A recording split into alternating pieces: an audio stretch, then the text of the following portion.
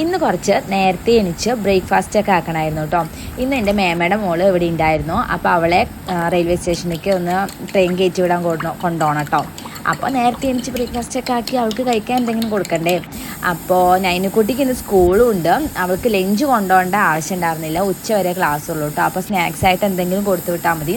അപ്പോൾ ഞാൻ bread toast ആട്ടോ ഉണ്ടാക്കിയത്. അതിൽ ബ്രെഡിൻ്റെ ഇടയിൽ കുറച്ച് ജാമൊക്കെ തേച്ചിട്ടുണ്ടായിരുന്നു. അപ്പോൾ നല്ലൊരു ടേസ്റ്റ് ഉണ്ടാവും കേട്ടോ.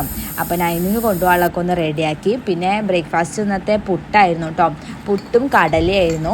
അങ്ങനെ ബ്രേക്ക്ഫാസ്റ്റൊക്കെ അവൾക്ക് കൊടുത്തു കഴിഞ്ഞിട്ട് ഞങ്ങൾ നേരത്തെ ഇറങ്ങിയിട്ട് റെയിൽവേ സ്റ്റേഷനിലേക്ക് അവൾ ട്രെയിനൊക്കെ കയറ്റി വിട്ട് വന്നിട്ട് ഞാൻ എപ്പോഴും വിചാരിക്കുന്ന കാര്യമാണ് ഇഡ്ഡലി ഉണ്ടാക്കാൻ വേണ്ടിയിട്ട് അരി വെള്ളത്തിലിടണമെന്ന് എപ്പോഴും മറന്നു പോട്ടോ. അപ്പോൾ ഞാൻ ഇന്ന് വന്നതും അരി വെള്ളത്തിലിടും കേട്ടോ. ഈ ഉഴുന്ന് ഇവിടെ ആരോ കൃഷി ചെയ്ത് ഉണ്ടാക്കിയതാട്ടോ, അച്ഛനെ അറിയണത്. അപ്പോൾ കുറേ മേടിച്ചിട്ടുണ്ടായിരുന്നു. പക്ഷേ ഇതിൻ്റെ തൊലി പോകാൻ ഭയങ്കര പാടാണ്. അപ്പോൾ ഞാൻ കുറച്ച് ചൂടുവെള്ളത്തിലിട്ട് വെച്ചു കേട്ടോ.